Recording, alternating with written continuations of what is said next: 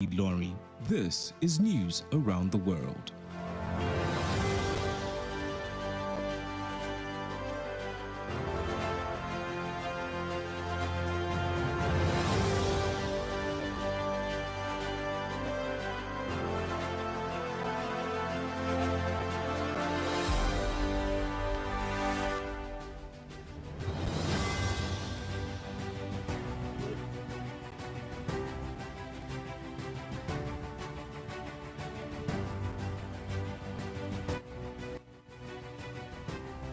In the headlines, on the proposed NLC protest, IGP reiterates police commitment towards securing protesters. PDP witnesses allege electoral misconduct at tribunal hearing. Kwara government reduces workdays to 3. On the foreign scene, 7 schoolgirls drown as boat capsizes in Guinea. And in sports, Udogie declares readiness to play in Premier League. A very pleasant evening to you, and thank you for joining us on the news across the world on Diamond 88.7 FM. Iroyin. I am Babafemi Adesoye. You can get to listen to us via our website, that is www.diamondfm.net, or watch us live on Facebook, that is at Diamond 887 FM, and on YouTube, Diamond FM Iroyin. We'll bring you the details of the news right after this break.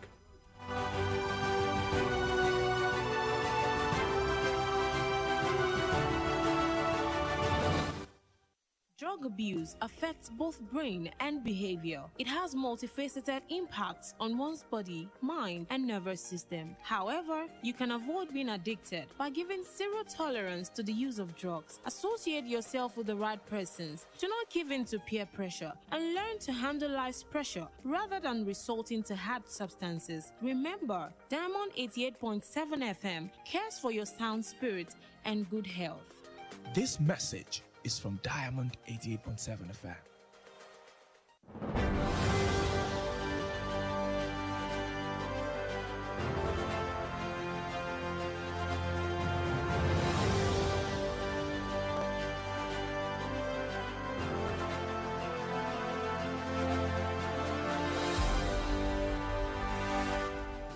You're welcome back, and now the news in detail. The Inspector General of Police, IGP Usman Alkali Baba, has reiterated the commitment of the Niger Police Force towards ensuring adequate security as the late Niger Labour Congress (NLC) prepares to embark on its strike. IGP Alkali Baba, in a strategic meeting today with police managers, said the force is preparing for any possible security threat. At the force headquarters in Abuja, the police boss told his men to double their efforts to maintain peace and security within the period. Alkali Baba noted that the police will do everything professionally possible to ensure that the nation's peace is not threatened, even as the people exercise their civic responsibilities.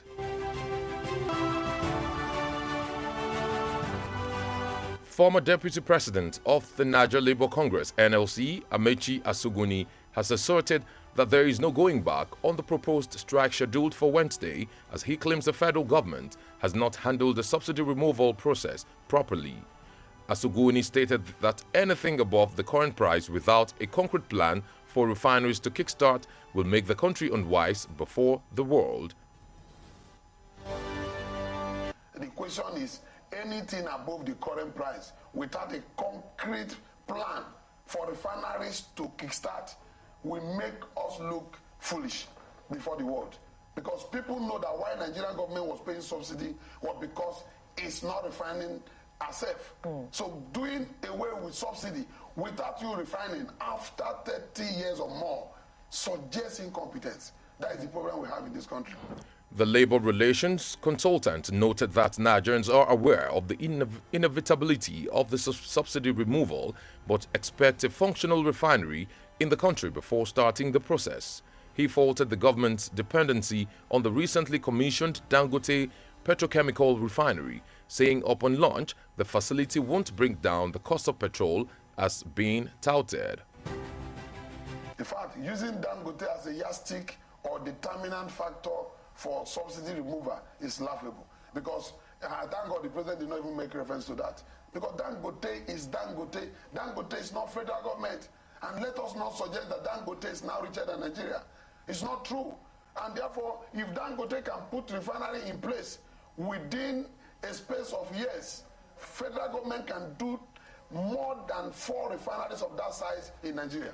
So if we subject Nigerian market to Dangote factory alone, refinery, it means that we have transferred the same corruption we are running away from, that 140-something marketers or importers were enjoying. We have transferred it to one man. So we have not solved it. As Ogunniyi lamented that the subsidy removal impact on minimum wage is an economic challenge to the living standard of Nigerians, adding that the effects are yet to penetrate through the market evenly. The Rivers State Presidential Election Coordinator for the People's Democratic Party, Abiye Sekibo, today cited infringement in the provisions of the Electoral Act 2022 on the use of electronic transmission of results. Sekibo appeared at the Presidential Election Petition Court as a witness in aid of the PDP's competition challenging the victory of Bola Tinubu of the All Progressives Congress as the winner of the February 25 election. The witness told the court during cross-examination by counsel for Tinubu, Akin Olujimi SAN, that the results from polling units across the state were not captured on the bimodal voters accreditation system. Sekibo, however, admitted that his candidate did not poll up to 25% of votes in the Federal Capital Territory. In the same development, the Nasarawa State Collation Officer for the party, Ibrahim Amza, alleged electoral malpractice in the elections. The Arewa Consultative Forum, ACF, has distanced itself from claims that it endorsed former Abia State Governor Senator Orji Uzor Kalu for the Senate presidency of the 10th National Assembly. The reaction followed a statement credited to the leader of the Arewa Youth Conservative Forum, AYCF, Alhaji Yerima Shatima, claiming that Kalu was the preferred candidate of ACF. One of its members, Alhaji Musa Saidu, in a statement today said the claim was false, explaining that the forum had no youth wing.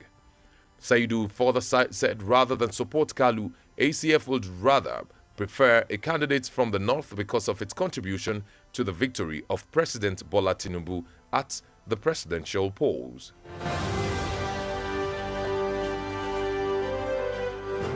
Kwara State Governor Abdul Rahman Abdul Razak today met with top labor leaders in the state, appealing to them that the recent removal of fuel subsidy had been done in good faith to curb further damage to the economy.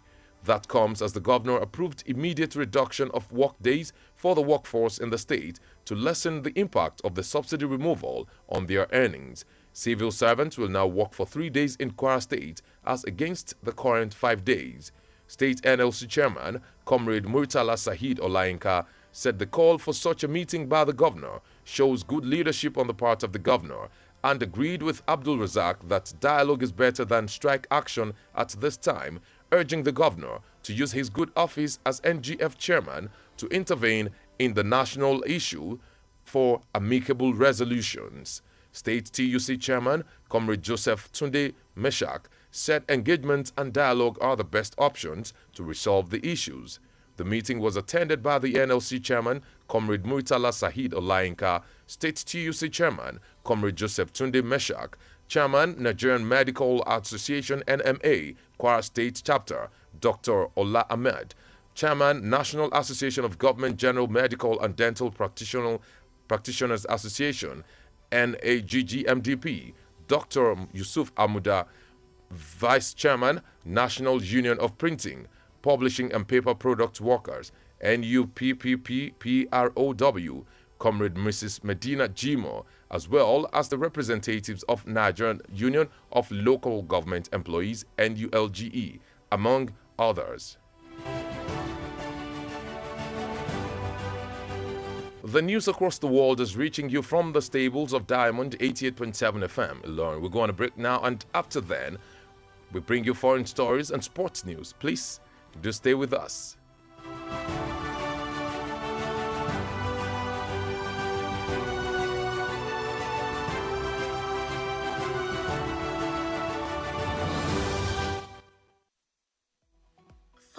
us on social media: Facebook, Twitter, and Instagram at Diamond 887 FM. Diamond FM, shining supreme. You can only get timely, credible, and reliable news on your shining supreme station. Diamond 88.7 FM, Ilorin.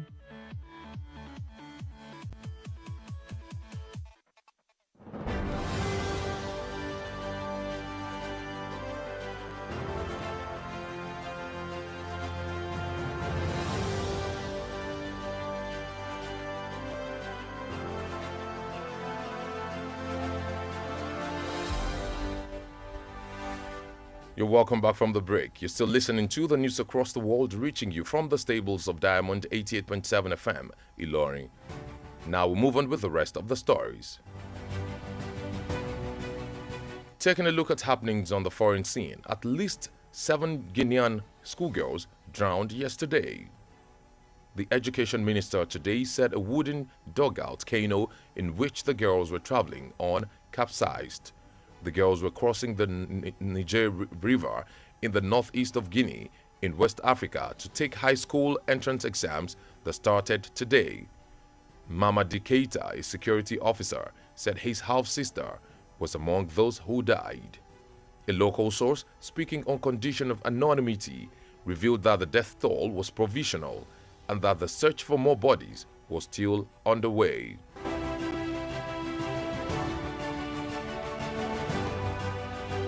Now we dive into the exciting world of sports. Diamond FM Sports News.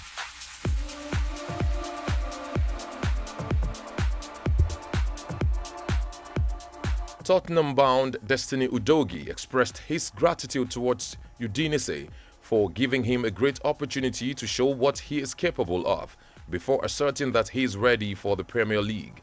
He stated this during a post-match interview after the final day of the 2022-23 Serie A season. Aged 19 at the time, Udogie was snapped up by Tottenham in August of last summer's transfer window before immediately being sent back on loan to continue his development in Italy. After the conclusion of Udinese's 1-0 loss to Juventus at the Desia Arena, Udogie's commitments for the season are over and will soon head to London to begin a new chapter at the Tottenham Hotspur Stadium. That ends the sports update. Please stay tuned for the concluding part of the news.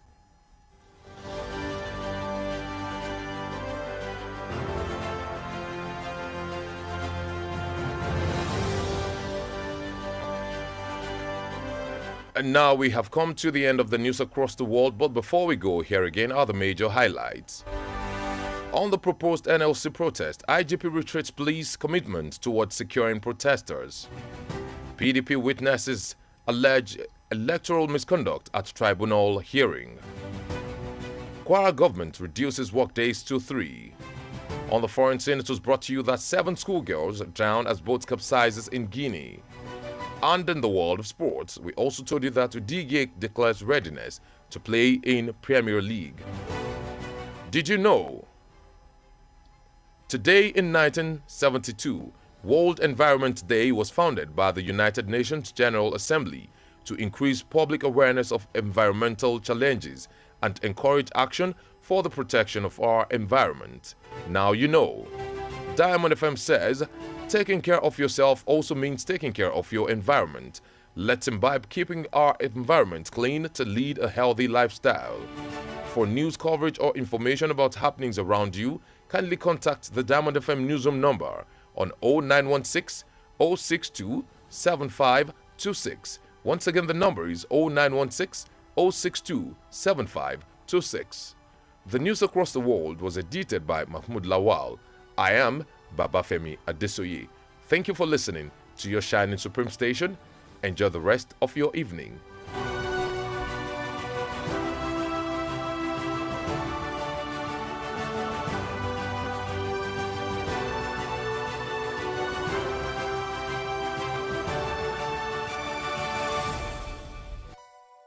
For up-to-date news reported across the globe, be rest assured you're on the right radio dial. Diamond 88.7 FM Ilorin, your shining supreme station.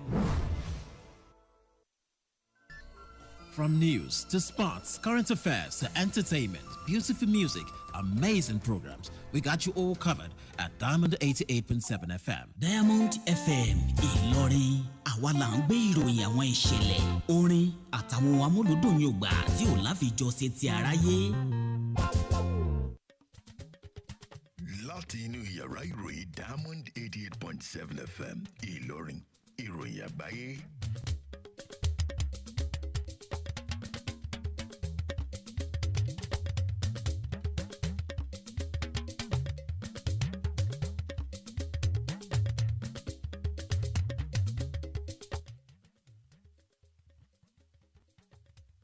Jákèjádò àgbáyé London City gbọ̀yìn láti kànnì ìdámọ̀ 80.7 FM Ìlọrin kòkò náà ròyìn rèé.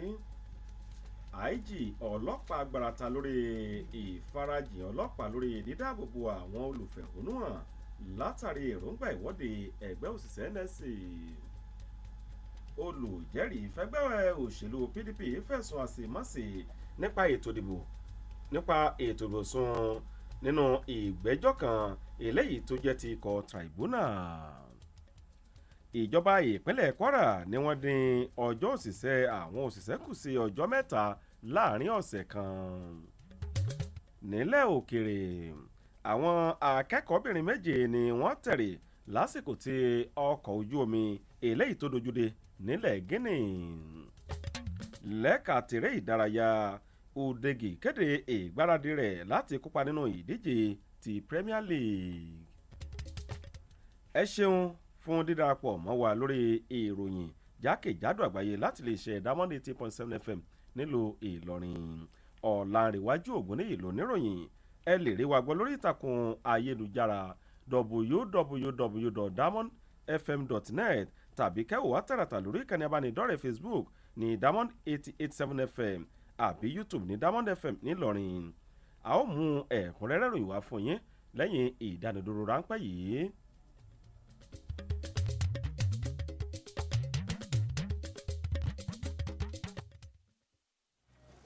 Àwé eléyìí ò mú kí ni gbogbo eléyìí tó tún pọ̀pọ̀ ẹ báyìí náà. Àlàyé mi ò yẹ kó o mọ̀ wípé ojú lásán ò ṣe wakọ̀ lójú pópó tó bá ṣàǹkan sára. Àwé àwọn tó ń retí rẹ nílé òsùn wọn ò wò bẹ́ẹ̀ ìwọ ń sàsùn péye omi àbàwọ̀ ràkọ̀ràkọ̀ òdọ́fun tìrín dalẹ̀ rú tí mójú ẹni ràn kókókó ló fi ń ṣàlejò okùn ó dénú tán ló bá ń da gbogbo inú àtọpọlọ rú gùdùgùdù a kì í mutí rìn lójú pópó nítorí àìṣedéédé ọpọlọ a máa pín ọkàn yẹlẹyẹlẹ ọkàn tí òṣù sójú kan kì í wakọ̀ gẹ́rẹ́gẹ́ lójú pópó má wakọ̀ bó o bá mutí bó o sì mutí ṣọ́ra láti má ṣe wakọ̀ rotí ẹ̀mí aya ọmọ àtàwọn ará ilé rẹ̀ alọ́bọ̀ lélẹ́dùà yóò máa ṣèrìn àjò wa o jẹ́ kí lílọ àti bíbọ̀ láyọ̀ rẹ̀ ó jẹ ọ́ lógún. Ọ̀rọ̀ ìmọ̀ràn yín wá láti iléeṣẹ́ Diamond 88.7 FM.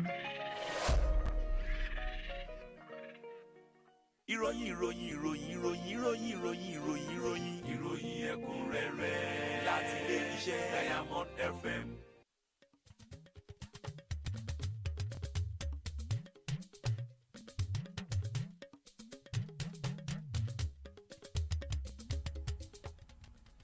Ẹ káàbọ̀ padà ìròyìn ọ̀hún rèé lẹ́kùnrẹ́rẹ́. Ọ̀gá àgbà ọlọ́pàá nílẹ̀ wa ọ̀gbẹ́ni Usman Alkali Baba ti fi ìfarajìn àjọ ọlọ́pàá ilẹ̀ wa hàn láti rí wípé ètò ààbò dúró re gẹ́gẹ́ bí ẹgbẹ́ òṣìṣẹ́ NSC bí wọ́n ṣe ń gbèrò láti gùnlé ìyanṣẹ́lódì. IGP ọ̀gbẹ́ni Alkali Baba ọ̀hún nínú ìpàdé kan lónìí pẹ̀lú àwọn ọ̀gá àgbà ọlọ́pàá sọ pé àjọ náà ló ń gbáradì fún èyíkéyìí ìpèníjà tó bá fẹ́ súyọ. Ìṣe lọ̀gá ọlọ́pàá náà sọ lóló iléeṣẹ́ àjọ ọlọ́pàá l'Àbújá pé àwọn òṣìṣẹ́ òun ti fi kún ìgbìyànjú wọn láti rí pé àlàáfíà àti ètò ààbò tó dúró re ló wà. Ó fi kún pé àjọ ọlọ́pàá ni wọn yóò rí pé àwọn ṣe ohun gbogbo eléyìí tó bá yẹ láti rí pé kò sí ohunkóhun tó ń dúnkokò má àlàáfíà orílẹ̀-èdè yìí gẹ́gẹ́ bí àwọn ènìyàn yóò sì máa ṣe ojúṣe wọn náà nìṣó. Ìgbákejì ààrẹ ẹgbẹ́ òṣìṣẹ́ tẹ́lẹ̀ rí nílẹ̀ wa NSC Amechi Asuguni kò sí à ń bojú wẹ̀yìn lórí èròǹgbà láti lọ sẹ́nu ìyanṣẹ́lódì lọ́jọ́ ọjọ́rú gẹ́bí ó ti sọ pé ìjọba àpapọ̀ kò fọwọ́ tó tọ́ àtọwọ́ tó dára mọ́rọ̀ yíyọ ìkúnpá orí epo kúrò. Àsùgùnì ló sọ̀rọ̀ yìí lónìí ní wípé ohunkóhun eléyìí tó bá ti tayọ iye tí wọ́n ń ta epo bẹtiróòlù ọ̀hún lọ́wọ́ láláìsí ìgbésẹ̀ gbòógì kankan fún ojúkò ẹbu ìfọpo tí yóò gbéra sọ ni yóò sọ orílẹ̀-èdè yìí di aláwọ̀dà níwájú ilẹ̀ àgbáyé. Ẹgbẹ́ òṣìṣẹ́ náà sọ pé àwọn ọmọ Nàìjíríà ni wọ́n ti lágbọ̀ọ́yé ọ̀rọ̀ yíyọ ìkúnpá orí epo ṣùgbọ́n tí wọ́n retí kí ojúkò ìfọpo wa kó dúró re lórílẹ̀-èdè yìí ṣáájú yíyọ ìkúnpá epo náà. Ó di ẹ̀bù irú ìjọba fún bí wọ́n ṣe ń gbẹ́mìlé ojúkò ìfọpo èyí tó jẹ́ ti Dangote eléyìí tó ní pé òṣèlú PDP Àbíyèsè Kíbọ̀ darí lónìí ti tọ́ka sí ibi tí ìwé òfin ètò ìdìbò ọdún 2022 tó ti sọ̀rọ̀ lórí lílo ẹ̀rọ ìgbàlódé fún àbájáde èsì ìdìbò. Ṣèkíbọ̀ ló farahàn níwájú ìgbìmọ̀ tó ń gbẹ́ òun tó súyọ lẹ́yìn ètò ìdìbò ààrẹ gẹ́gẹ́ bí ara àwọn olùjẹ́rìísí ẹ̀sùn tẹgbẹ́ òṣèlú PDP tí wọ́n fi kan ìjáwélúborí Bọ́lá Ahmed Tinubu tẹgbẹ́ òṣèlú APC nínú ètò ìdìbò ààrẹ tọjọ́ 15 oṣù kejì ọdún yìí. Olùjẹ́rìí náà sọ fún ilé ẹjọ́ nípasẹ̀ agbẹjọ́rò Tinubu Ọ̀gbẹ́ni Akin Olújìmí eléyìí tí ń ṣe àgbà agbẹjọ́rò pé àwọn èsì ìdìbò látàwọn ojúkò ìdìbò ni kò farahàn nínú ẹ̀rọ BVAS. Ṣèkíbọ̀ wá gbà wípé olùdíje òun kò ní tó ìdá 15 nínú ètò ìdìbò lólùlù ilẹ̀ wa. Bákan náà ẹ̀wẹ̀ ni olùṣàkójọpọ̀ ìbò nípínlẹ̀ Nasarawa Ibrahim Amsa ló fi ẹ̀sùn kàn pé àwọn màgòmágó ṣẹlẹ̀ nínú ètò ìdìbò náà. Àpérò ẹgbẹ́ Àrẹwà ACF ni wọ́n ti yọra wọn kúrò nínú ẹ̀sùn pé àwọn fọwọ́ sí gómìnà ìpínlẹ̀ Abia tẹ́lẹ̀ rí òní sẹ́nẹ́tọ̀ Orji Uzor Kalu ẹlẹ́ẹ̀kẹwàá yìí. Ọ̀rọ̀ yìí ló jẹ jáde nínú àpilẹ̀kọ kan látọwọ́ adarí ikọ̀ AYCF Alhaji Yerima Shettima eléyìí tí wọ́n ló ń sọ pé Kalu ní ààyò àwọn fún ẹgbẹ́ ACF. Ọ̀kan lára àwọn ọmọ ẹgbẹ́ náà Alhaji Musa Saidu nínú àpilẹ̀kọ kan lónìí sọ pé ìrànlá bàtàbàtà ni ẹ̀sùn náà jẹ́ ó ní ẹgbẹ́ náà ni kò ní ẹ̀ka kankan tí ń jẹ́ ọ̀dọ́. Saidu sọ pé dípò sí ṣàtìlẹ́yìn fún Kalu ẹgbẹ́ ACF yóò gbà láti ṣàtìlẹ́yìn pẹ̀lú olùdíje lápá àríwá látàrí ipa tí wọ́n kó fún ìjà olúborí ààrẹ Bọ́lá Tinubu nínú ètò ìdìbò ààrẹ eléyìí tá a dì kọjá lọ. Gómìnà Abdulrahman Abdulrasaq ìyẹn ti ìpínlẹ̀ Kwara lónìí ti ṣèpàdé pọ̀ pẹ̀lú àwọn èèkàn adarí ẹgbẹ́ òṣìṣẹ́ nípínlẹ̀ yìí tó sì pàrọwọ̀ sí wọn wípé yíyọ ìkúnpá orí epo tó wáyé láìpẹ́ yìí ló wà fún kíkọ́dé bíba ọrọ̀ ajé ilẹ̀ wa jẹ́. Ọ̀rọ̀ yìí ló wáyé gẹ́gẹ́ bí gómìnà ṣe fọwọ́ sí mímú àdínkù débá ọjọ́ táwọn òṣìṣẹ́ ń ṣiṣẹ́ lẹ́yẹ òsọ́kà nípínlẹ̀ yìí láti lè mú àdínkù débá ìpalára ti yíyọ ìkúnpá orí epo eléyìí tí yóò kó bá aráàlú tí ó sì mú wá fáwọn òṣìṣẹ́ ìjọba lẹ́yìn tí ó ti di ọjọ́ 7 péré táwọn òṣìṣẹ́ ìjọba yóò fi máa ṣiṣẹ́ wọn nípínlẹ̀ Kwara dípò ọjọ́ 5 èyí tí wọ́n máa ń lò tẹ́lẹ̀. Alága ẹgbẹ́ òṣìṣẹ́ NSC nípínlẹ̀ yìí Comrade Muritala Saheed Ọláyínká ló sọ pé irú ìpè fún tí gómìnà pè ọ̀hún nínú ìpàdé náà ló ń tọ́ka sí ìwà adarí rẹ̀ tó sì gbà pẹ̀lú gómìnà pé ìfikùnlukù nírúfẹ́ àsìkò bí èyí ló dára ju ìyanṣẹ́lódì lọ. Ó rọ gómìnà náà láti lo ipò rẹ̀ gẹ́gẹ́ bí alága àpérò àwọn gómìnà nílẹ̀ wa láti dá sí ọ̀rọ̀ àpapọ̀ tó ń lọ lọ́wọ́ náà kó lè bá àyànjú ní tùbínùbí. Alága ẹgbẹ́ òṣìṣẹ́ TUC nípínlẹ̀ yìí Comrade Joseph Túndé Mizak sọ pé ìfikùnlukù ní ọ̀nà tó dára láti yanjú ọ̀rọ̀ tó bá wà nílẹ̀. Lára àwọn tó wà nínú ìpàdé náà láti rí ẹgbẹ́ NSC ìyẹn alága wọn Comrade Muritala Saheed Ọláyínká, alága ẹgbẹ́ òṣìṣẹ́ TUC nípínlẹ̀ yìí Comrade Joseph Túndé Mizak, alága ẹgbẹ́ NMA nípínlẹ̀ Kwara Dókítà Ọlá Ahmad, alága àpapọ̀ fẹ́gbẹ́ onímọ̀ ìṣègùn èyí tó ń gbógun ti eyín ìyẹn NAGGMDP Dókítà Yusuf Amuda, ìgbákejì alága àpapọ̀ fáwọn tó ń tẹ̀wé NUPPPROW Comrade Mrs Medinat Jimoh tó fi máwọn aṣojú ẹgbẹ́ NOGE àtàwọn míì bẹ́ẹ̀. Ìròyìn jákèjádò àgbáyé ló ń dé sí etí ìgbọ̀nyìn láti Diamond 88.7 FM Ìlọrin a ó lọ fún ìdánidúró ráńpẹ́ lẹ́yìn náà a ó mú ròyìn lẹ́ka tilẹ̀ òkèrè àti eré ìdárayá fún yín ẹ má yí kúrò níbẹ̀ o.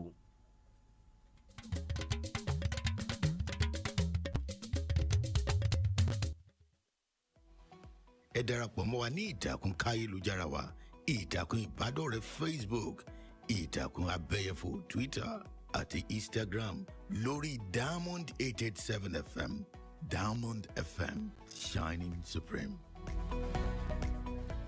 ìròyìn ẹ̀kúnrẹ́rẹ́ láti ilé iṣẹ́ Diamond FM.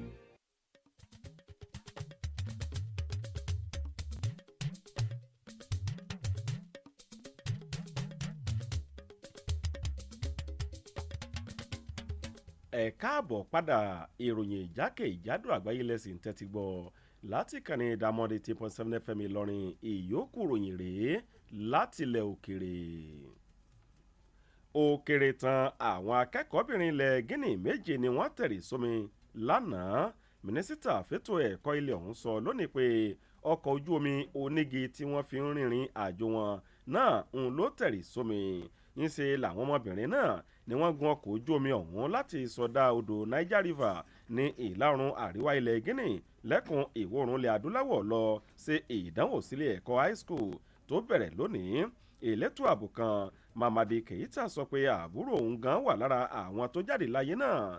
Ìròyìn abẹ́lé kan láti ilẹ̀ náà tó ní ká forúkọ bò ńlá sírí sọ pé wọ́n kàgbé iye òǹkà àwọn tó kú ọ̀hún jáde gan lọ́wọ́ ni torí pé iṣẹ́ sísàwárí àwọn míì ló sì ń tẹ̀síwájú. Ìròyìn lẹ́ka tèrè ìdárayá ọmọ agbábọ́ọ̀lù tí wọ́n tọwọ́ bọ̀wé fún ikọ̀ Tottenham Destiny Udogie ló ti fi ìdùnnú rẹ̀ hàn fún ikọ̀ Udinese fún fífàyè gba òun lórí ohun tóun mọ̀ láti ṣe jùlọ ṣáájú ìgbáradì òun fún ìdíje Premier League. Ìṣe ló sọ̀rọ̀ yìí nínú ìfọ̀rọ̀wánilẹ́nuwò lẹ́yìn ìfẹsẹ̀wọnsẹ̀ ọjọ́ eléyìí tó gbẹ̀yìn fún ìfẹsẹ̀wọnsẹ̀ Serie A tọdún 2022-2023. Udogie ẹni ọdún mọ́kàndínlógún náà ní ikọ̀ Tottenham ló lọ fún ní oṣù kẹjọ fún sáà ìfẹsẹ̀wọnsẹ̀ tó kọjá ṣáájú fífi sọwọ́ bí olùsọ́fà ní Italy lẹ́yìn tí ikọ̀ Udinese pàdánù ìdíje àmì ayò kan sódò sọ́wọ́ ikọ̀ ti Juventus ní Disa Arena. Ńṣe lòpin dé bá ìfarajìn Udogie tí kò sì ní pẹ́ lọ sí London láti bẹ̀rẹ̀ ìgbé ayé ọ̀tun míì ní pápá ìṣeré láti Tottenham.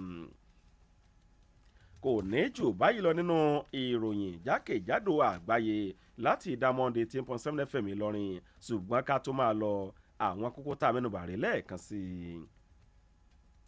i. IG ọlọ́pàá agbára ta lórí ìfarajìn ọlọ́pàá lórí dídáàbòbò àwọn olùfẹ̀hónúhàn látàrí èròǹgbà ìwọ́de ẹgbẹ́ òṣìṣẹ́ NSC. Olùjẹ́rìí fẹ́gbẹ́ òṣèlú PDP fẹ̀sùn àṣemáṣe nípa ètò ìdìbò sùn nínú ìgbẹ́jọ́ ikọ̀ tribunal. Ìjọba ìpínlẹ̀ Kwara dín ọjọ́ ìṣiṣẹ́ àwọn òṣìṣẹ́ kù sí ọjọ́ 3 láàrin ọ̀sẹ̀. Nílẹ̀ òkèrè àwọn akẹ́kọ̀ọ́bìnrin méje ni wọ́n tẹ̀rì lásìkò tọ́kọ̀ ojú omi wọn dojúdé nílẹ̀ Guinea. Lẹ́ka tèrè ìdárayá Udogie kéde ìgbáradì rẹ̀ láti kópa nínú ìdíje ti Premier League. Kò ní jù báyìí lọ nínú ìròyìn pàápàá jùlọ jákèjádò àgbáyé ṣùgbọ́n kí n tó máa lọ ǹjẹ́ ẹ jẹ́ mọ̀ wípé láyàjọ́ òní lọ́dún 1972 la ṣàdásílẹ̀ àyájọ́ ọjọ́ àyíká ẹni lágbàáyé látọ̀dọ̀ ìgbìmọ̀ asòfin àpapọ̀ nínú àjọ ìṣọ̀kan àgbáyé UN láti lè ṣàfikún ìlanilọ́yẹ̀ fáráàlú nípa àwọn ìpèníjà ọ̀rọ̀ àyíká àti ìgbésẹ̀ láti dáàbòbò àyíká wa. Ọ̀rọ̀ iyebíye ti Diamond FM fún tòní rèé o. Bíbójútó ààrẹ ní túmọ̀ sí bíbójútó àyíká rẹ̀. Ẹ jẹ́ ká gùn lé wà mímú kí àyíká wa máa wà ní mímọ́ tónítóní láti lè ní ètò ìlera eléyìí tó péye dáadáa. Fún ìròyìn ohun tó bá ń ṣẹlẹ̀ lágbègbè yín ẹ kàn sí yàrá ìròyìn wa ní Diamond FM lórí ẹ̀rọ ìbánisọ̀rọ̀ yìí 0916 062 7526 lẹ́ẹ̀kan sí 0916 062 7526 Mahmood Lawal ló tú ròyìn náà. Ọ̀làǹrẹ̀wájú Ògúnníyì ló ròyìn. Ẹ ṣeun o fún bẹ́ẹ̀ ṣe ń tẹ́tí gbọ́ ìkànnì yín eléyìí tó ta wọ́n yọ.